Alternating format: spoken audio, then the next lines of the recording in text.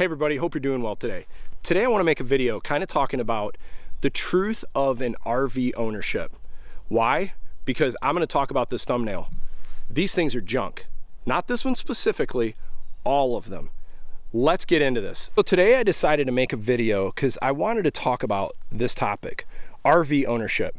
This channel primarily is about trucks and off-roading and just kind of staying up with the latest trends in the automotive industry. But the point of having a truck is to be able to tow things like this. Fifth wheels, travel trailers, heavy payload. That's the whole point of owning a truck. This right here I want to talk about. This is no specific rip on Grand Design because this trailer, in all practical purposes, has actually been pretty decent. And when I mean decent, it's all based on your perspective.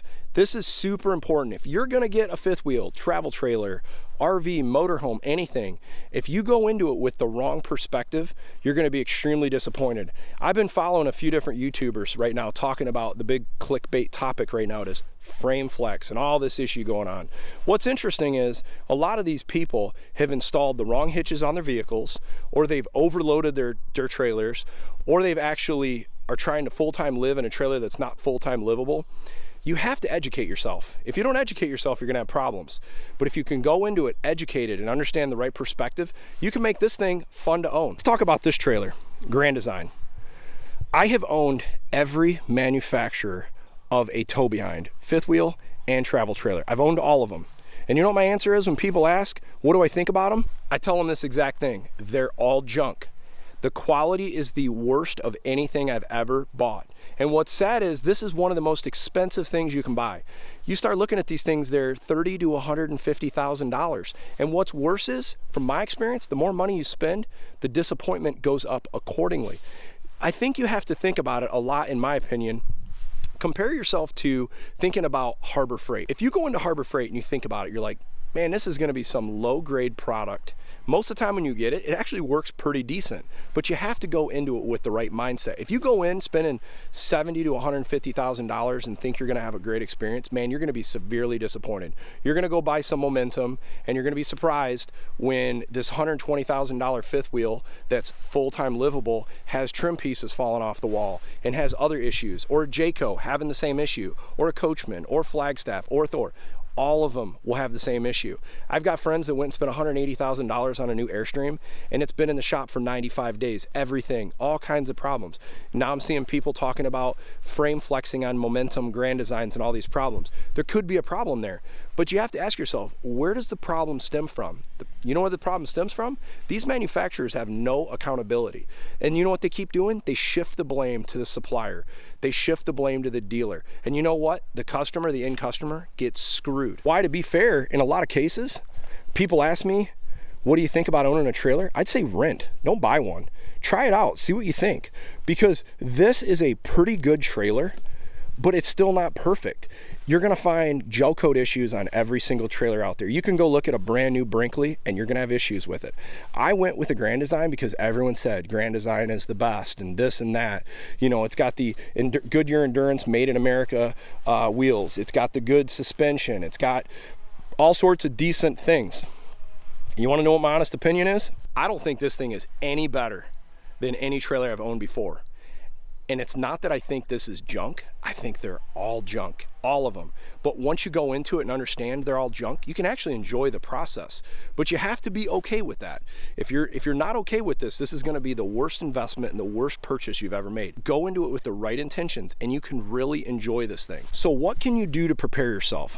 Well, here's the first thing you do. Before you purchase any trailer, Grand Design, Jayco, Thor, Flagstaff, Coachman, I don't care who the manufacturer is, do your research, watch videos on YouTube, get on forums, get on Facebook pages, and then say, I like this trailer. What's the next most important thing you should do? Make sure you have the right truck. Can your truck legally tow this thing? Are you gonna be over payload, over tow capacity, all of that? Okay, if you have the right truck and you have the right trailer, go into it now expecting to have problems. And even worse than that, expect the dealer won't do anything for you. So I got this trailer from a very large dealer in Michigan and the Midwest. They own the entire market and they pretty much own selling Grand Design trailers.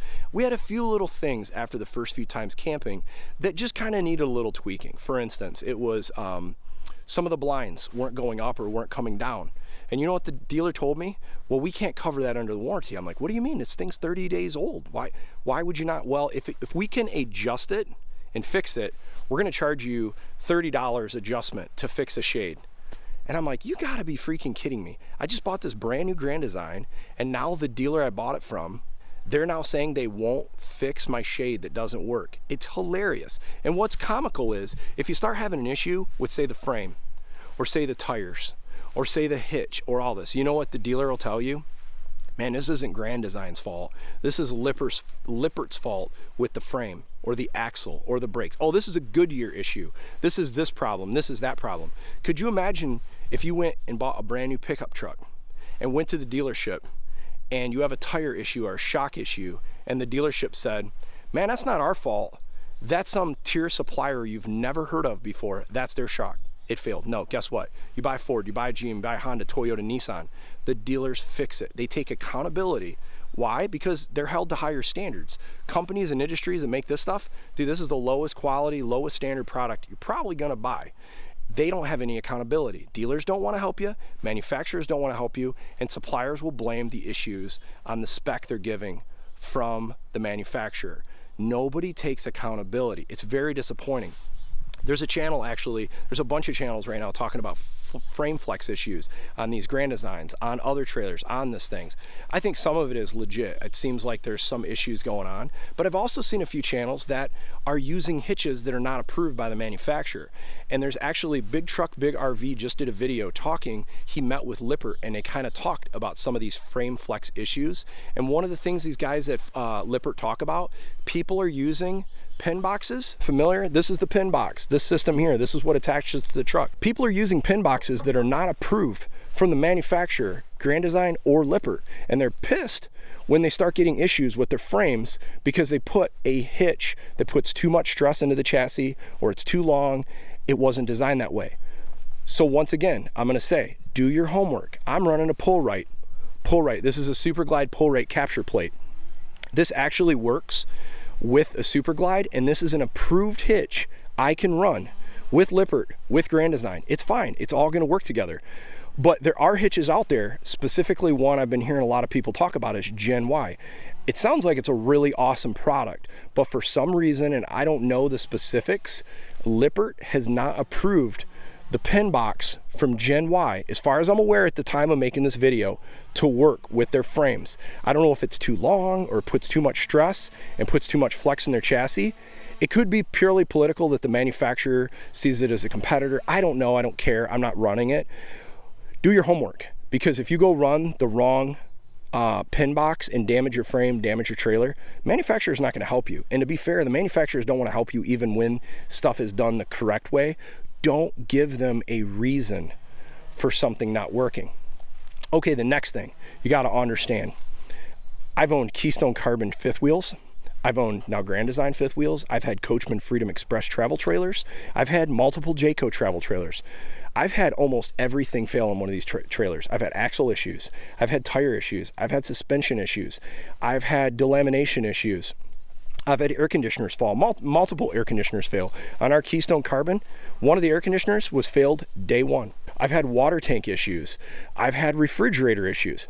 Thankfully, I haven't really had any serious issue besides some adjustments on the door and making the door shut correctly, which I fixed myself because I didn't want a very large dealer network to charge me money for a trailer under warranty to adjust the door. Truth of RV ownership. If you don't go into this with the right perspective, you're gonna be extremely disappointed.